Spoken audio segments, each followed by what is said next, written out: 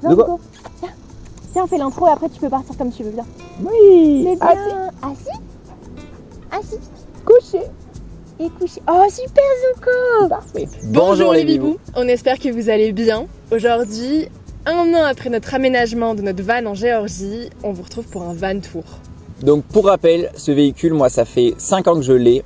C'est un Citroën C25 de 93 préparé par D'Angèle, donc il est 4x4, ce qui nous a quand même beaucoup sauvé. Même si c'est pas un vrai 4x4, ça reste un fourgon 4x4, donc ça aide à passer pas mal de petites pistes ou même dans le sable. Ça nous dépanne bien. Donc pour rappel, au printemps dernier, on a restauré complètement de la rouille parce qu'il avait pas mal de rouille au niveau du pare-brise, des passages de roues et des portes arrière. Donc on a fait reprendre ça par un carrossier en Géorgie. Ensuite, quand on l'a récupéré en juillet, on s'est attelé pendant 1 mois et demi à la reconstruction de l'intérieur. Donc ça a été l'objet de 4 vidéos déjà, donc on va pas trop s'étaler dessus. On a repris au maximum l'ancien aménagement, donc le bois, les meubles, les composants électriques au max. Ah, je quitte déjà. Elle a fait l'intro, elle a. C'est gentil. C'est-à-dire qu'elle va se coucher à 10 mètres. Ouais.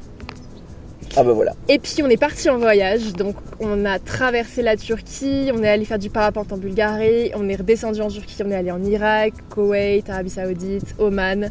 La guerre a éclaté, on est remonté, on est maintenant en Turquie. Et donc ça fait 1 an quasiment qu'on voyage avec le van, donc il a eu le temps de pas mal s'abîmer puisqu'on l'a bien utilisé. Donc pour commencer ce van tour, on va revenir sur les points qui ont le moins bien tenu. Les 3 éléments principaux qui n'ont pas tenu pendant ce voyage, c'est le lino. En fait, le sol qu'on a récupéré, les planches avaient un peu bougé, du coup elles sont pas parfaitement droites. Et ça, entre le chien, les portes qui frottent dessus, même juste nous, notre passage, ça a fini par se déchirer. Donc ça, on est assez déçus. Ça fait un peu crade, dès qu'on fait tomber un objet dessus, ça laisse une marque, voire ça le troue. Et donc ça, c'est un peu chiant. À refaire, ouais, on prendrait pas forcément du lino, peut-être du parquet flottant PVC, un truc comme ça, ouais. Ou juste des usagers soigneux.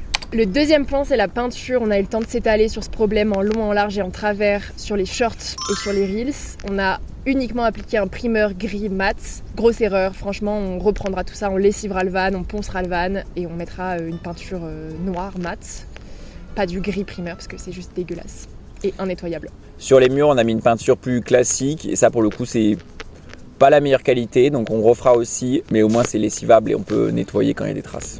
Pour finir, le troisième point, c'est la finition de nos portes, à la fois latérales et arrière, qu'on a collées et pas vissées, et donc qui n'ont pas tenu ni la chaleur, ni l'humidité, ni les infiltrations d'eau, puisque notre van n'est toujours pas étanche après 1 an de voyage avec. Et donc du coup on a fini par perdre la plaque de la porte latérale, donc ça pour le coup ça fait un peu crasse-pou. Et les finitions des portes arrière, on les a fixées avec des tendeurs qui nous servent maintenant pour ranger nos rideaux. Donc c'est finalement plutôt pratique. Mais c'est vrai qu'à refaire, je pense qu'on prendrait plus grand et on visserait directement sur le métal plutôt que de coller dans les renforts. C'est quoi, il fait caca là-bas? Ça va? Tu fais caca? Voilà, c'est tout pour le compte-rendu de comment le van a bougé. Maintenant, il est temps de vous présenter comment on vit à l'intérieur, comment on s'organise, comment on range nos affaires. Mais surtout, c'était 1 an de voyage et donc pour les prochains voyages, on sait ce qu'on veut modifier sur ce van, sur cet aménagement et on reprendra quelques semaines avant le prochain départ pour justement faire les petites modifs, repeindre. En fait, c'est ça, c'est notre premier aménagement à 2. Donc finalement, on a vu nos envies évoluer, nos besoins aussi se préciser. Donc c'est normal de reprendre notre aménagement. En fait, c'est pas figé. Pour commencer, on va vous montrer un peu à quoi il ressemble de l'extérieur, le van. Donc on l'a fait peindre aussi avec une peinture Raptor. On en est plutôt content parce que ça permet d'éviter toutes les rayures. Et aussi, c'est un peu plus costaud qu'une peinture classique. Donc dès qu'on frotte des branchages, des trucs comme ça, on s'inquiète pas. Le seul gros point négatif, c'est que c'est très salissant, surtout de cette couleur-là. Et c'est pas si facile à nettoyer parce qu'il n'y a pas une fini en fait en vernis, donc on va pas souvent au Karcher parce que on a souvent la flemme, mais il faudrait y aller plus. Ouais. Pour continuer, en fait à l'avant on a installé un treuil qu'on a fait souder sur le bout du châssis et on a fait un trou du coup dans notre pare-choc pour pouvoir avoir le treuil. Il n'est pas 100% terminé, pour pas dire pas du tout, mais il est là.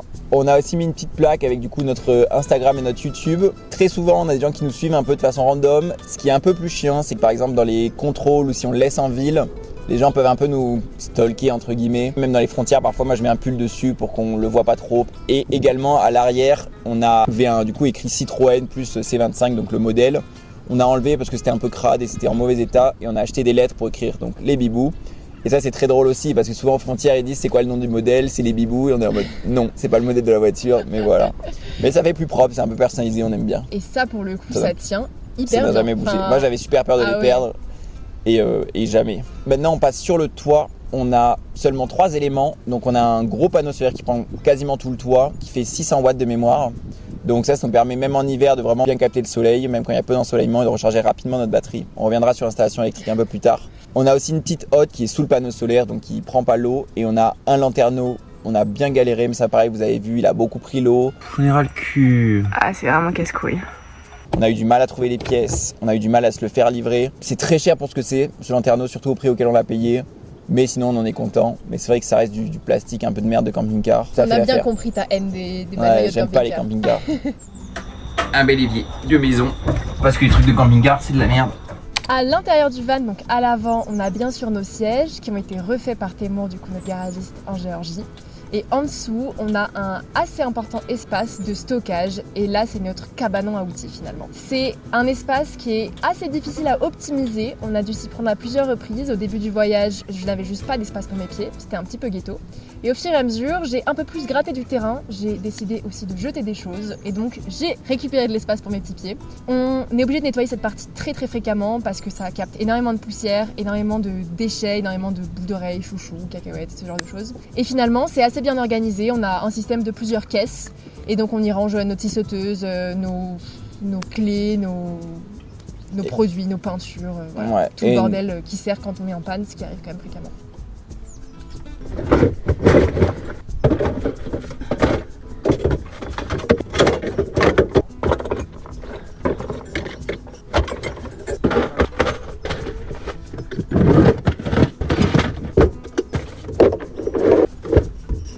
Un beau bordel, mais indispensable. Pour rentrer dans le van, on utilise donc principalement notre porte latérale qui donne directement sur un petit meuble tout en hauteur, qui est donc notre meuble de l'entrée. En dessous, on a notre meuble à chaussures, donc pareil, c'est un gros bric-à-brac de plein de chaussures à nous deux. Et donc le meuble de l'entrée, il est composé de 3 étagères. Il y a notre salle de bain, notre caisse à cheveux, parce que vous voyez, on a des cheveux longs tous les deux. Et on a après notre pharmacie, qui est de petite taille, mais qui fait bien son taf. Qui sert pas souvent. Qui sert pas souvent. Sur le meuble de l'entrée, on a également fixé une petite tablette qu'on utilise pour se poser rarement et surtout pour sortir notre Notre bordel. Voilà. Et surtout, on a aussi une petite table qui avant était beaucoup plus grande et qu'on a décidé de raboter pour pouvoir justement circuler un peu plus facilement, et même parce que le pied de table commençait un peu à faiblir et du coup la table était très lourde et donc ça penchait beaucoup, et là on l'a réduite et du coup on peut pas être à deux dessus, mais on a une petite tablette pour justement pouvoir bosser l'un l'autre, et on alterne un jour sur 2 à peu près. C'est tout nouveau, hein. C'est juste parce que j'ai poussé une gueule entière. Ça fait depuis hier. Donc à la suite de ce meuble de l'entrée et de ce meuble de chaussures, on a le début de notre grand banc en forme de L. Donc toute la partie qui est derrière les sièges, c'est ce qu'on appelle le banc de montagne. C'est un gros coffre rempli d'affaires de montagne, que ce soit des cordes, des chaussures de ski, des tentes, des duvets. Vous notez la mention du pluriel pour chacun des objets. Il a tout en double. Et à la suite de ça, on a en fait la suite du banc qui lui pour le coup accueille la cuve à eau qui fait 170 litres. Donc ça c'est vraiment une belle autonomie qu'on a et c'est super cool. Et après on a pour l'instant c'est un stockage, mais à terme il va y avoir le chauffage, mais il nous manque une pièce donc on l'a pas encore installé. C'est vrai que sur la péninsule on n'avait pas trop besoin de chauffage, mais là on retourne dans les montagnes donc on aimerait bien l'installer le chauffage pour l'avoir à nouveau. C'est quand même super agréable. C'est un chauffage autotherme 2D je crois, qui est vraiment largement suffisant pour ce qu'on fait. C'est au diesel et ça consomme peu d'électricité, extrêmement peu de diesel. Au-dessus de ce L, on a une première étagère de boîtes qui servent à stocker nos sous-vêtements, nos chaussettes, nos petits t-shirts. De part et d'autre du van, en fait, on a 2 étagères du même type pour stocker nos vêtements, donc ça c'est vraiment pratique. Ça permet surtout les boîtes de protéger nos vêtements de la poussière. C'était le gros défaut de l'aménagement précédent, et puis en réfléchissant, on s'est dit que du coup protéger les vêtements, ça pouvait être une option dans le second. Donc c'est ce qu'on a fait. Pareil, à terme, je sais pas si ces boîtes on le referait parce que esthétiquement c'est pas si fou, même si ça va, mais surtout c'est pas si pratique, ça s'abîme assez vite. Dans la suite de ce L, on a un meuble qui s'appelle le meuble à ski. Alors, il n'y a pas de ski dedans, mais les skis sont à côté. On vous explique juste après. C'est un grand meuble assez fin et dans la hauteur où il y a plein de petites étagères. Pour le coup, il y a vraiment un peu de tout. Il y a nos livres, il y a Des gants, des chaussettes. des petites conneries qui traînent. Et à côté, donc on a un grand espace où il y a 2 paires de skis, les tabourets, les toilettes. Pareil, c'est des skis que j'avais avant et là ils n'ont pas beaucoup servi ce voyage, à part une fois. Et ça prend de la place, mais on est un peu obligé. Le gros problème qu'on a avec en gros le bout du van, c'est 2 angles un peu triangulaires qui sont en même temps arrondis et creusés. On ne sait absolument pas comment combler cet espace ou comment s'en servir. Donc si vous avez des idées en commentaire, on est vraiment preneurs. Et au sujet de ces skis et de ces toilettes, c'est vraiment pas la partie la plus harmonieuse ni la plus esthétique du van, mais en même temps c'est pratique. Pareil, on fixe tout ça avec des tendeurs. Donc c'est pas un van Pinterest ni Instagram, mais c'est un van pratique. À côté de ce meuble, et donc entre le meuble à ski et le bloc cuisine dont on parlera plus tard, on a une douche. On n'a jamais utilisé cette douche en tant que douche du voyage parce que j'ai apparemment jeté des rideaux de douche. Et donc du coup, on n'a plus de rideaux de douche pour se doucher sans mettre de l'eau partout. Donc on ne s'en est pas servi, c'est plutôt un bac qui sert à mettre ce qui est mouillé, nos chaussures, faire sécher les torchons de la cuisine. Je suis anti-douche dans les vannes. Là, ce qu'elle oublie de dire, c'est que la douche, le but en fait, c'est qu'elle est dans le couloir et donc on peut marcher dessus. Dès qu'on fait la vaisselle, on est dedans. Donc, moi, je bougeais beaucoup dans les pays où il faisait plus froid, et du coup, je voulais absolument une douche intérieure. Et c'est vrai que là, on s'en est pas du tout servi cette année. On se douchait tout le temps dehors Ou pas. Ouais, voilà, et ça réglait le problème. À l'opposé des portes arrière, on a la capucine qui donc est au-dessus de nos sièges. Ça fait toute la largeur, donc c'est assez grand, on peut y mettre pas mal de trucs, notamment la couette qui est le truc principal qu'on sort tout le temps. Il y a nos tapis de sol, il y a nos vestes, un sac à avalanche. Il y a surtout la couette, le plaid, les draps. C'est un peu notre chaise, vous voyez, dans notre chambre. Voilà. C'est un peu le truc où on met les vêtements mi-sales, quoi. Et maintenant, on arrive à la pièce maîtresse de notre van, qui est donc notre grand bloc cuisine avec un joli plan de travail en hêtre. Sur le plan de travail, on a nos plaques de gaz et notre évier. Au-dessus, on a nos nouvelles petites plantes. On est parti avec des cactus qui n'ont vraiment pas survécu aux pistes. Et donc récemment, on a racheté un fraisier, une petite plante mignonne et on a planté du persil qui n'est pas encore sorti. On vous tiendra au jus. Sur Instagram. Et donc, ce bloc de cuisine, il est divisé, je dirais, en 3 parties. On a le côté cuisine, le côté stockage de nos affaires personnelles et le côté buanderie, chaufferie, manutention, etc. Pour commencer le premier bloc, on a un premier étage où on met nos couverts, tout ce qui est un peu utile pour cuisiner, des spatules, des choses comme ça, des ustensiles un peu basiques. Après, deuxième étage, c'est donc une grande caisse où pour le coup, là, il y a des lyophilisés et un peu tous les épices, les sauces, les condiments. C'est toujours un peu chiant d'accès parce que c'est là aussi où on range le papier toilette. Et donc en fait, dès qu'on sort cette caisse, les papiers toilettes se mettent en travers, donc ça agace beaucoup Bibou, mais bon. On n'utilise aussi pas beaucoup cette caisse à condiments parce qu'on a 8 pots à épices qui sont fixés sous les vêtements. Et donc c'est ceux qu'on sert le plus, donc généralement on pioche directement là-dedans. En dessous, on a notre caisse avec du coup toutes nos réserves de nourriture. C'est un assez grand espace qu'on a finalement réussi au fil du temps à bien optimiser aussi. Et donc on n'a pas de frigo dans ce van d'ailleurs, c'est un truc à noter, mais du coup la caisse de bouffe est plutôt bien et suffisante. On fait des courses fréquemment mais on aime bien ça donc ça ne pose pas de problème. Et aussi on a un bac à légumes qui est un peu ambulant, on va dire, et qui est nomade. Voilà, qui est stocké dans l'évier quand on roule. Et en fait, ça nous permet d'avoir vraiment une caisse avec tous nos légumes, parce que si on les mettait directement dans la caisse de nourriture, en fait, il y a, je sais pas, une tomate qui fuit, qui coule, c'est vite crade. Et là, du coup, on sait que tout est au même endroit et de temps en temps, on nettoie et au moins on voit ce qu'il y a et on n'oublie pas des légumes parce que vite ça pue et ça tourne justement vu qu'on n'a pas de frigo.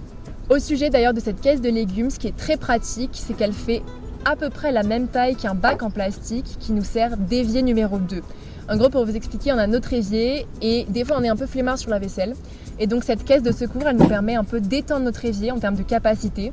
Donc on met notre vaisselle sale et on peut juste bouger notre vaisselle de l'évier quand on a besoin de l'évier et la remettre quand on roule. Mais du coup, quand on fait ça, on peut plus stocker la caisse de légumes dans l'évier, donc on essaye quand même d'être régulier sur la vaisselle parce qu'on est des gens propres. Et la dernière caisse, c'est notre caisse de vaisselle. Alors là, il y a nos poêles, notre casserole, nos passoires, voilà, tout ce qui est basique. On passe à la deuxième partie, donc en fait il y a 4 portes, mais les 2 portes du milieu sont un peu pour la même chose. C'est 6 boîtes de rangement, donc les mêmes boîtes que pour les condiments. Là pour le coup, au premier étage, il y a chacun une boîte avec des affaires personnelles. C'est des caisses qu'on touche honnêtement jamais, parce que en fait c'est les choses que chacun ne veut pas avoir dans les caisses communes. Et au-dessus, surtout, on a rangé nos ordis, il y a pile la hauteur, c'est du hasard, mais ça tombe super bien. Il y a pile la hauteur pour glisser nos 2 ordis chacun. Donc ça, c'est vraiment pratique. Étage d'en dessous, on a donc 2 caisses à nouveau. Il y a une caisse qu'on appelle la caisse vidéo. À droite, on a une caisse commune à 2 où il y a notre bordel à 2, pareil, une caisse qu'on touche quasiment jamais. Et pour finir, encore une fois, il y a 2 caisses de montagne. Donc ça, c'est du petit bordel de montagne, donc des mousquetons, les talkie-walkie, les dégaines. Voilà. Et en dessous de ces 3 étagères, on a notre bac électrique. Alors, on a une grosse batterie qu'on a dû changer en cours de route, qu'on a rachetée en décembre parce que celle qu'on avait, donc que tu avais depuis 5 ans, était complètement à bout de souffle. Donc on a eu des petits problèmes comme ça au Kurdistan.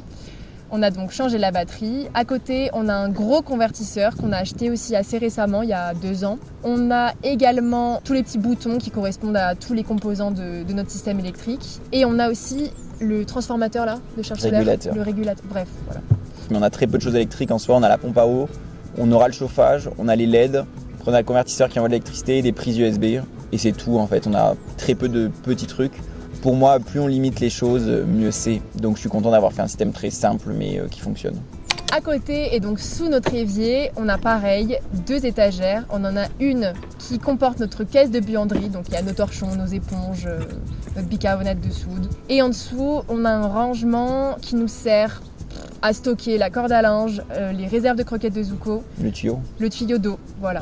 Et donc à côté de ça, on a surtout la pompe à eau, le vase d'expansion et le filtre qui sont en fait collés et donc un peu une espace technique et c'est vraiment bien optimisé pour le coup, je suis content. Et surtout on a la grosse bouteille de gaz qui fait 13 kilos et qui vient de France et qu'à chaque fois on recharge. On a parfois du mal à trouver mais généralement on s'en sort quand même plutôt facilement. Ça nous tient plusieurs mois, je crois 4 mois quasiment.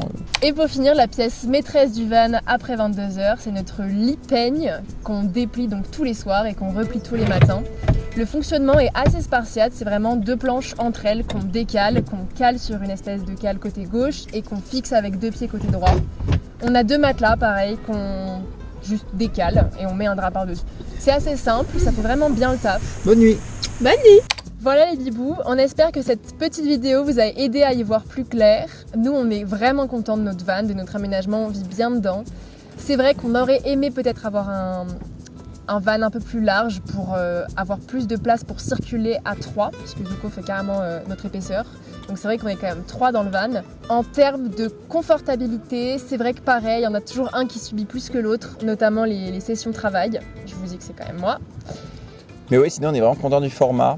C'est un van, on peut quand même tenir debout, pour moi c'est essentiel, et qui est donc l'avantage d'être 4x4. Mais en même temps, ça reste le gabarit plus ou moins d'une voiture, donc on peut se garer partout en ville, on n'a aucun souci pour circuler, aucune restriction pour les ponts, les trucs comme ça. Donc ça c'est vraiment super. L'idéal, ouais. Si vous avez des idées du coup pour nos petits triangles qui sont inaménageables, on vous attend en commentaire. On vous retrouve dans 2 semaines pour vous raconter notre retour précipité en Turquie. C'était le teaser de la vidéo déjà précédente, mais ça sortira donc dans 2 semaines. Portez-vous bien d'ici là. Bisous les bibous.